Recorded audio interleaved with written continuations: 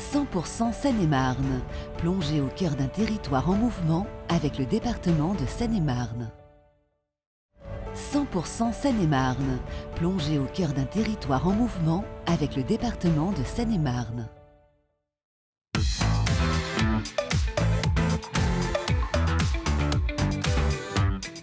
Bienvenue dans 100% Seine-et-Marne. Aujourd'hui, nous sommes à Vullennes-sur-Seine et nous partons ensemble sillonner les espaces naturels sensibles.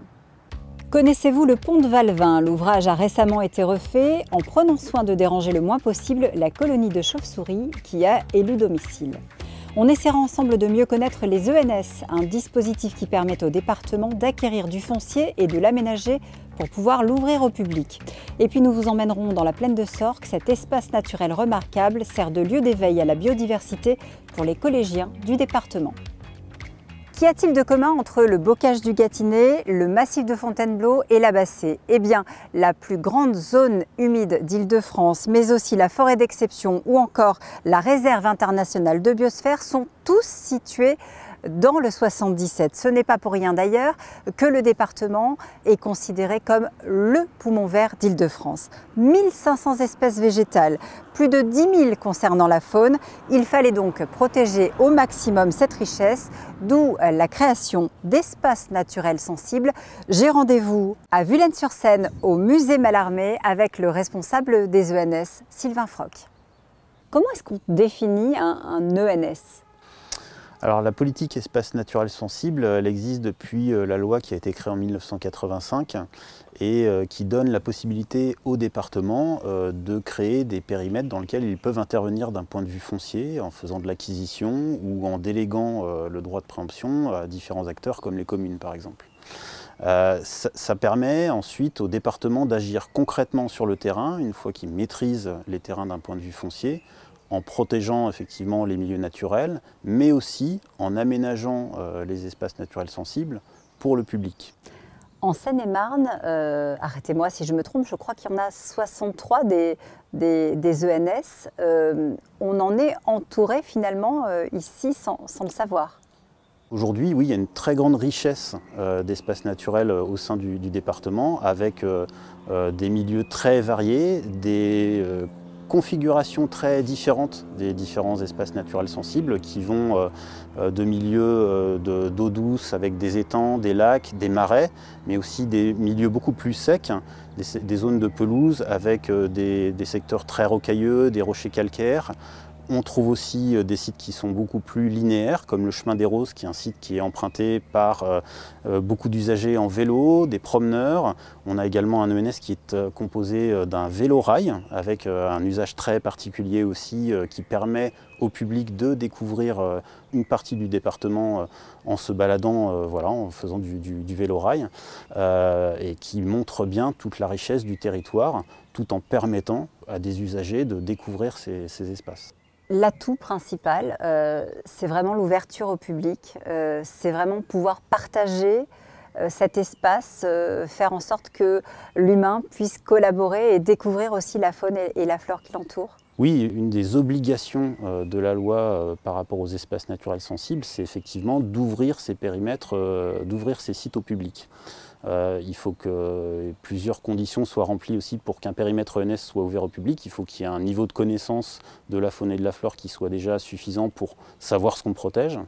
Il faut avoir une bonne idée aussi, je dirais, de la connaissance pour l'aménagement, pour aménager ce site. Et puis il faut maîtriser, d'un point de vue foncier, suffisamment de parcelles pour être capable d'aménager, d'ouvrir finalement ce site en toute connaissance de cause, en toute sécurité pour les gens aussi. Actuellement, en Seine-et-Marne, on a 22 sites qui sont ouverts au public. Donc vous voyez, sur les 63 qui existent, 22. Mais actuellement, sur les 22, on a déjà une richesse très importante en termes de découverte, avec des aménagements qui permettent de le faire en toute sécurité et de découvrir déjà une très grande diversité d'espaces et de milieux. Parmi ces sites, il y a la plaine de Sorques. Le département l'a repris, je crois, en 1993 pour justement assurer sa préservation. Le lieu, on peut dire aujourd'hui qu'il a beaucoup souffert, mais qu'il est véritablement en pleine renaissance. Oui, c'est un ENS effectivement qui est absolument symbolique de ce que le département est capable de faire pour préserver des milieux naturels et en même temps pour offrir au public un cadre de vie qui lui permette de se promener, de découvrir la nature. On a des étangs, on est au bord du Loing. Il a fallu effectivement faire une remise en état du site pour permettre effectivement d'abord au milieu naturel de retrouver une certaine configuration. Et puis il a fallu l'aménager ensuite pour permettre au public de le découvrir sans non plus l'ouvrir complètement. Je pense notamment aux étangs sur lesquels on a des oiseaux qui nichent en période printanière. Donc là, il s'agit aussi de garder ces espaces-là comme des zones refuges qui peuvent être observées depuis l'observatoire qui a été créé pour ça. Mais il ne s'agit pas de permettre au public non plus d'aller n'importe où sur le site, sinon on perd toute la richesse en faune et notamment en oiseaux sur ce site. Alors c'est un endroit qui est aussi un lieu de transmission où les jeunes notamment se rendent dans le cadre de l'opération Collège Nature. Justement, c'est là que nous allons rejoindre Erwan Morvan. Le département de Seine-et-Marne, fort de son engagement en matière d'environnement, a souhaité revaloriser les espaces naturels sensibles ouverts au public. L'objectif est pour le département de Seine-et-Marne de rendre ces sites plus attractifs. Depuis 5 ans, le dispositif Collège Nature a été mis en place par le département. 2200 élèves sensibilisés, le succès est tel qu'à la prochaine rentrée scolaire, 30 collèges y participeront contre 13 actuellement. L'objectif, c'est de faire réfléchir les enfants sur l'impact des comportements de l'homme sur la nature et de réfléchir avec eux comment ils peuvent agir pour limiter ces impacts. On met en place les projets en lien avec les professeurs qui mènent un projet pédagogique. Les enseignants choisissent un thème, donc soit sur la flore, la faune et l'eau. Il y a 2 sessions qui se déroulent soit en classe, soit dans l'enceinte du collège, soit dans un espace naturel qui est proche du collège.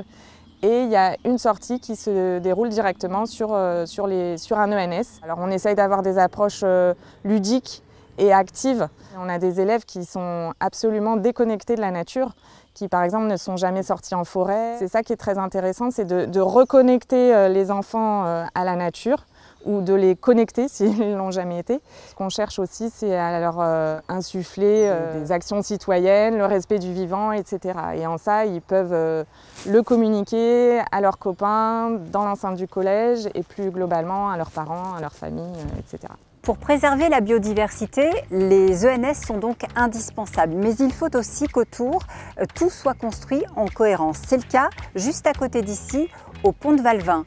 La réfection de l'ouvrage s'est achevée cet hiver et vous allez voir que tout a été pris en compte. On va rejoindre pour ça Viviane Weigel. Elle est chef du service ouvrage d'art au département de Seine-et-Marne. À chaque fois que vous entreprenez comme ça des travaux, il faut, j'imagine, d'abord vous assurer de ne pas trop déranger la faune. Oui, tout à fait. Nous faisons des diagnostics biodiversité avec l'aide d'une association, SEM Environnement, et puis la direction de l'eau, l'environnement et de l'agriculture.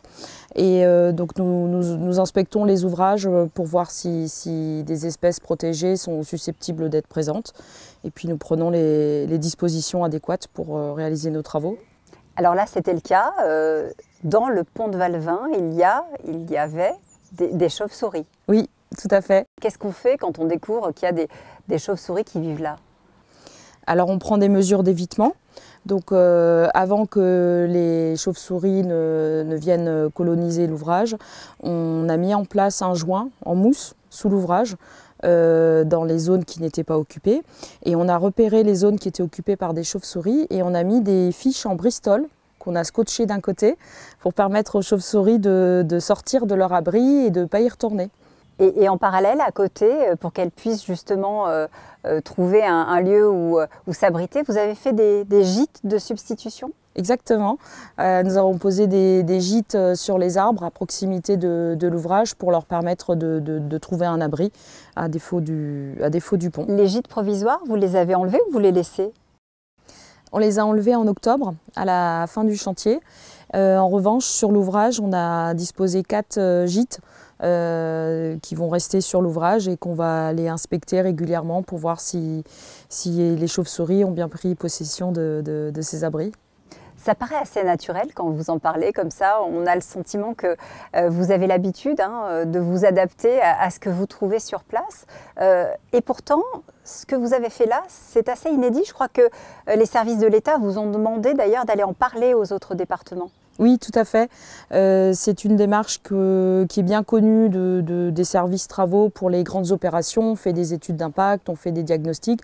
Pour les réparations, c'est plus difficile parce que c'est des travaux qui sont souvent urgents, avec des ouvrages dégradés. Donc au service ouvrage d'art, on a pris l'habitude de concerter la direction de l'eau, l'environnement et l'agriculture et l'association SEM Environnement pour cibler les ouvrages qui sont propices à ces espèces. Et ensuite, on définit des diagnostics biodiversité à réaliser sur nos ouvrages et on prend les mesures adéquates.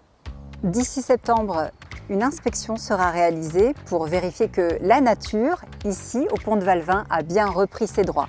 En attendant, on vous laisse découvrir les 63 ENS du département de Seine-et-Marne et on vous donne rendez-vous le mois prochain. Nous serons au château de Blandy-les-Tours, un des lieux emblématiques du Festival du patrimoine.